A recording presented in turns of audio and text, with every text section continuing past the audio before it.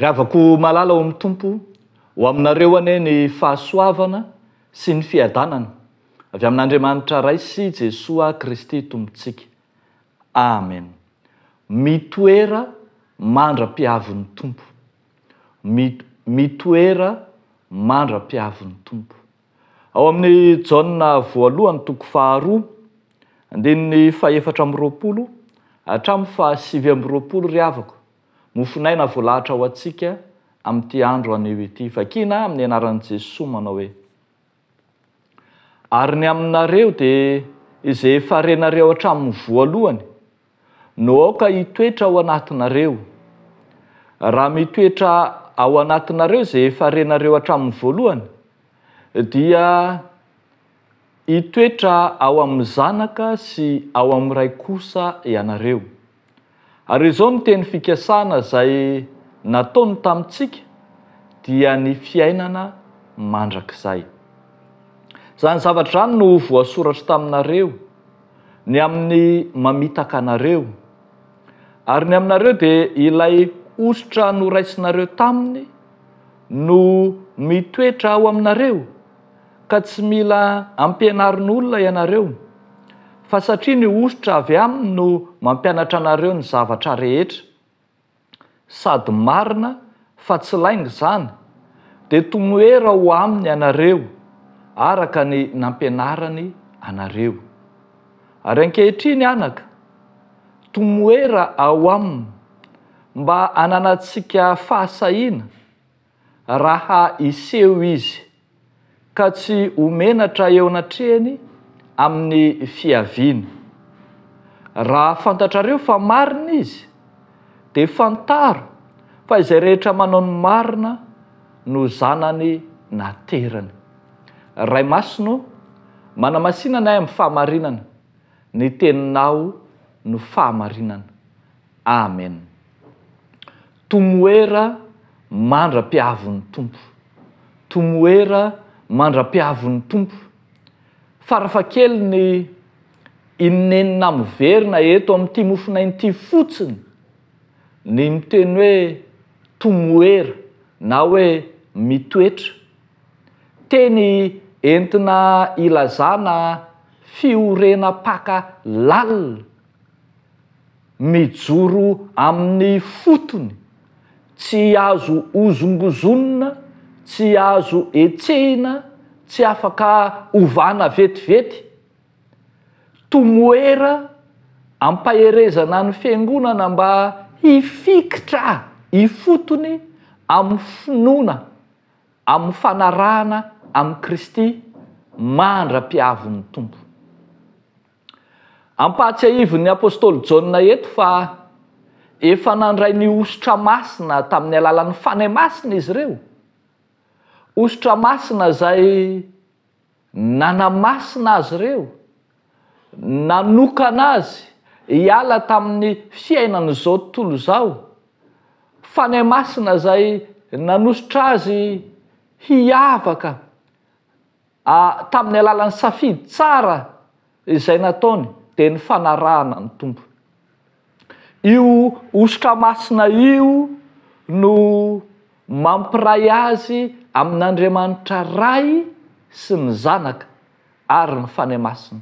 Io ositra masina io no miantoka ny mandrakizainy, dia ny fiainana mandrakizay zany. Eny, io ositra masina io mihitsy koa aza no mahatonga azy ho zanaka, tena zanaka araka ny andinin'ny farany, amin'ny 720 manao hoe: izay rehetra manao ny marina no zanany naterany.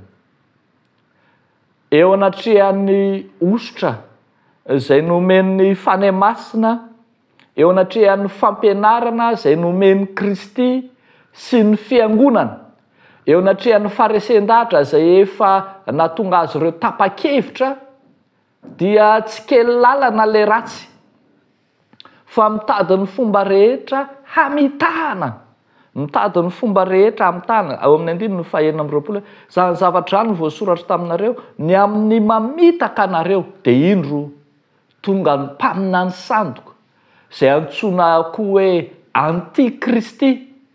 misy fampianarana sandoka maro be miely eo ambonin'izay efa naoriny Kristy, eo ambonin'izay efa nampitoerana tao amin'ny Kristy, mitady anozongozona, mitady anongotra, mitady ampihemotra amin'ny finoana. Misy karazam-pampianarana maro samihafa izay voizina sy mandehandeha eny rehetra eny, manova na mahatonga azy ireo hivily lalana hiala amin'izay efa nampianariny Kristy. Andro farany zao, andro farany izay efa nampiomaniny Kristy atsika, fa andro mampanjaka ny antikristy sy ny fampianaran-diso amin'ny endriny maro samihafa dia ny Kristy sandoka izany. Fotoana izay mahatonga antsika hiozongozona, saingy izao tao amin'ny tenin'Andriamanitra isika, tao amin'ny apôstôly isika miorena tsara mandra-piavin'ny Tompo. Apetrao tsara ny fototry ny finoanao ao amin'ny Kristy. Na toy inona herijika entin'ny fampianaran-diso, ny rivo-baovao entin'ny fandrosoana, na toy inona fihetsika izay manodoka ka mitady andrombaka ny finoanao. Ny tenin'Andriamanitra dia miteny aminao miorena tsara. Aoka ianao hiorom-paka tsara, eny, tomoera, mifikira, aoreno hifotony ny finoanao. Ny fototry ny finoana, ry havako malala, dia Kristy ihany. Kristy ilay fehizoro indrindra, ka izay rehetra miorina ao amin'ny Kristy dia tsy hihetsika, tsy hiozongozona, tsy hanaiky ho voataona ny fampianarana hetsy sy aroa izay fampianarana manodoka, fampianarana mitaona ny saina hiala na hiova na hihemotra amin'ny finoana. Jesosy Kristy ry havako, lay tsy miova, omaly sy anio ary mandrakizay, koa dia aoreno ao amin'ny Kristy ny finoanao. Ka raha tonga ny fotoana iverenany indray eny amin'ny rahaololanitra, dia mba ahita finoana ety ambonin'ny tany izy, ahita finoana ao anatiko sy ao anatinao, ahita ny finoantsika mbola mitoetra tsara ao amin'ny Tompo, tsy manaiky voailangilan'ilay ratsy fa mitoetra tsara kosa. Dia tomoera ry havako, ao amin'ny Kristy ilay tsy miova, dia ho voatahiry mandrakizay ny finoanao, ka afaka mitsena ny Tompo eny amin'ny rahaolanitra ianao, handova fiainana mandrakizay. Teo an'Andriamanitra ireran'ny voninahitra.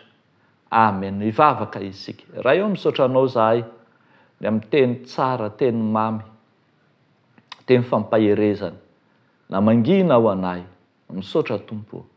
Ankehitriny izay dia mametraka eo ambany fahasoavanao ity herinandro vaovao atolotra ao anay ity, ho herinandro mpitahiana, ho herinandro mpahombiazana, ho herinandro ahitanay anao Jesosy velona, ilay Andriamanitra miasa mahery eo amin'ny fiainanay, anova ny tontolo-piainanay, ny fahadisom-panantenana, ny fahakiviana, ny fahaketrahana rehetra, dia ianao no anova izany mba ho fahombiazana sy fanantenana ho vaovao indray. Dia matoky manana anao zahay amin'ny anaran'i Jesosy Kristy Tomponay. Amen.